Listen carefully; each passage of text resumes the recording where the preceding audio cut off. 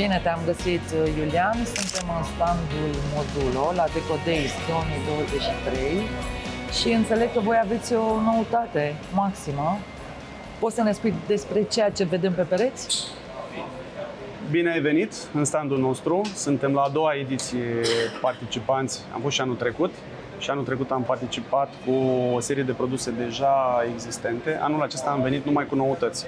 Așa. Pentru că am considerat că designerii și arhitecții au nevoie de elemente de inspirație și noi am lucrat practic un an de zile și în loc să aglomerăm standul cu foarte multe produse pe care le avem, că avem peste 200 de repere în gama noastră de produse, am zis să venim cu ceea ce ar fi motivant pentru designul interior. Pentru că la Deco Days vorbim în special de design interior. Avem și produse pentru exterior, pentru zona rezidențială. De cărămidă. Cărămidă de fațadă și cărămidă pentru design interior sunt în același timp.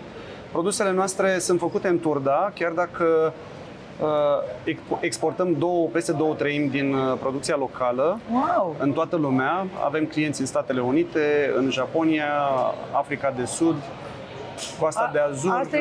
Franța e principala noastră piață. Aha. Deci noi vindem mai mult în Franța decât în România în momentul de față. Practic, Modul e o companie cu o istorie de 50 de ani. A fost inaugurată în 1973 în Franța, după care, pentru eficientizarea costurilor de producție, unitățile de producție au fost mutate în România, în Turda, în 2004.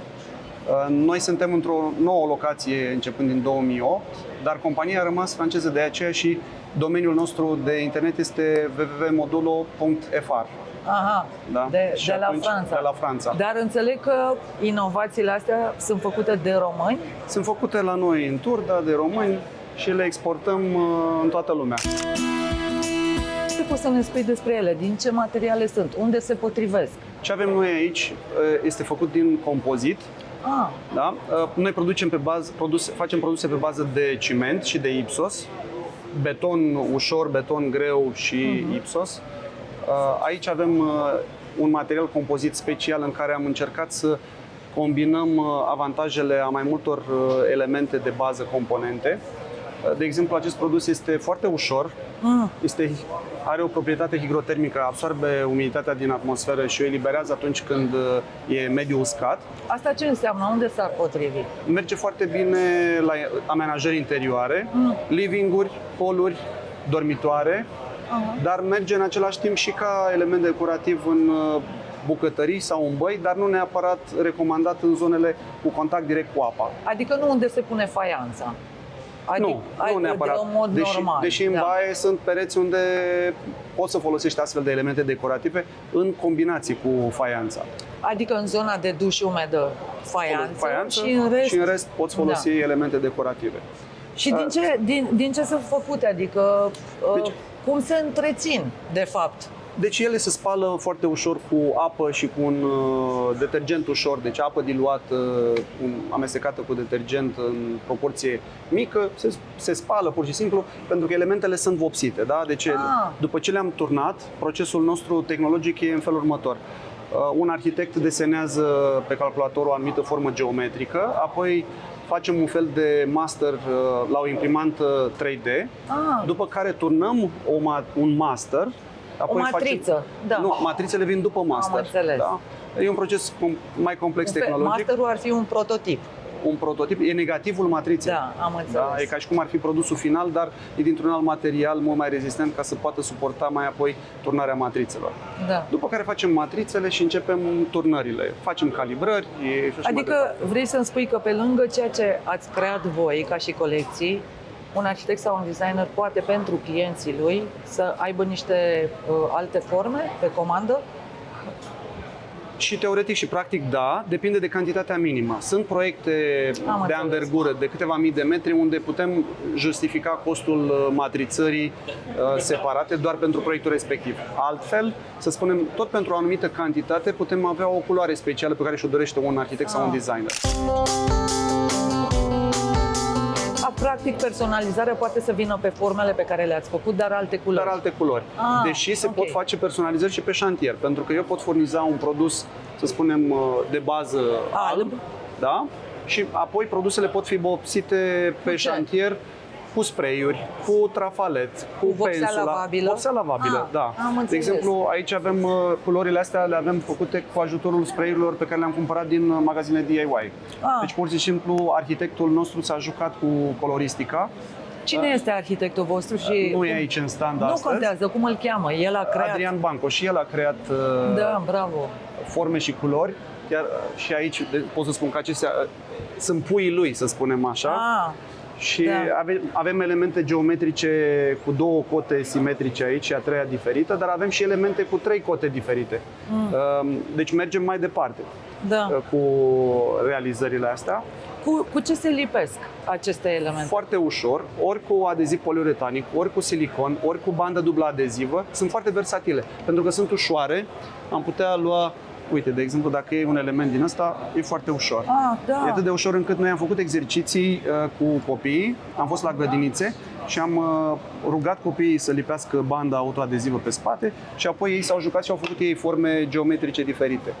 Noi punem la dispoziția designerilor elemente de Lego, practic, cu care ei se pot Juca în diferite ce forme își doresc. combinații. Pentru că forma asta, după cum o vedem aici, ea poate fi amenajată atât într-un montaj liniar, și arată diferit față de ce am făcut noi aici, Normal. ori radial, ori, să spunem, aleatoriu. Da, pentru Da? că de fapt e forma Îți asta pe care o ai în mână, da? Îți permite forme, da, și poți Da. să vii și cu el liniar, da? Adică Da. se poate face și un joc de genul ăsta. Da? E versatil produsul. După cum vedem, am lăsat și goluri, contează foarte mult și suportul pe care le lipim. Ah, da, da, da. Poți să-l pui, de exemplu, genul ăsta de placări dacă ai un perete cu tapet? Peste tapet? Se Am poate, primit dar întrebări dacă de genul tapetul nu ăsta. e bine lipit, se rupe cu tapet cu tot. Da, și atunci pentru că e e mai vorba de sensibil. suport. Eu garantez Da, lipirea pe glet, produsului direct? și pe glet direct, sigur. Important e să nu fie prăfuit, să fie degresat. Am înțeles. Asta e singurul lucru care contează. Pe gips carton direct, adică da, gips cartonul îl găsești vopsit. Ai vopsit gips cartonul, pe urmă poți, după cum am arătat noi aici, noi am folosit un mediu de culoare antracit. Pereții noștri în casă de obicei sunt albi. Da. Dar designerul poate să-și creeze decorul, Nuanțe, da. fundaluri diferite. Da. Și poți cumpăra și clienții finali? Adică cineva care vrea... Sigur, cum să Adică nu Da. apelează la un arhitect sau designer și vrea așa ceva. Pot cumpăra Poate. și clienții finali, bineînțeles. Și Da. de asta se poate face pe site-ul vostru? Avem un magazin online, dar noi avem gama împărțită în 2 categorii. Gama care e destinată pentru designer și pentru arhitecți. Încercăm să recomandăm produsele prin aceștia și avem și o gamă de DIY unde putem găsi produsele noastre în toate lanțurile DIY din țară. Ah, ok, Da? dar genul ăsta de produs înțeleg că e o noutate și încă... În momentul de față, ăsta e singurul produs pe care îl puteți găsi în DIY. Restul produselor vor fi disponibile, să spunem, în special prin designer și prin arhitecți, pentru că necesită o oarecare proiectare sau recomandare. Am înțeles, deci la capitolul montaj nu e ceva dificil. E foarte simplu. Adică Copiii pot nu e să- o manoperă grea. Nu, poți să-ți faci singur. Important e trasajul. Adică alinierea depinde cum vrei să ți le montezi.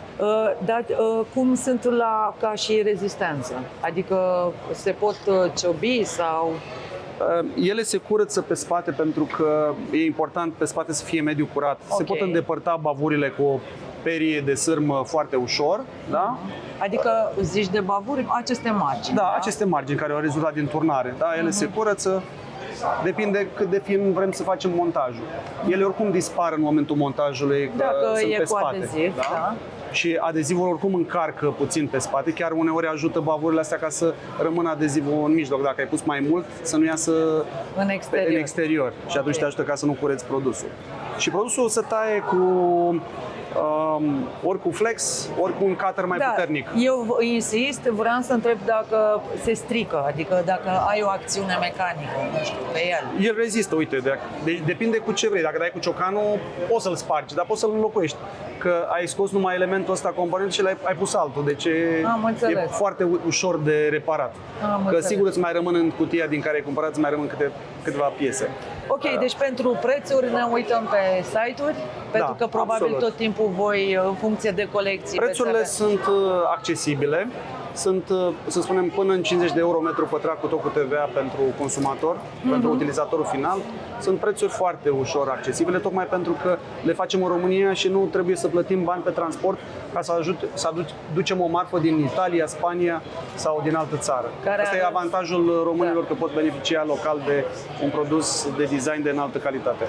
Felicitări pentru noua colecție și sper să ne vedem cu cât mai multe variante. Mulțumim frumos și noi sperăm să vină cât mai mulți designeri către noi și să putem să folosim produsele în realizări minunate. Mulțumesc frumos!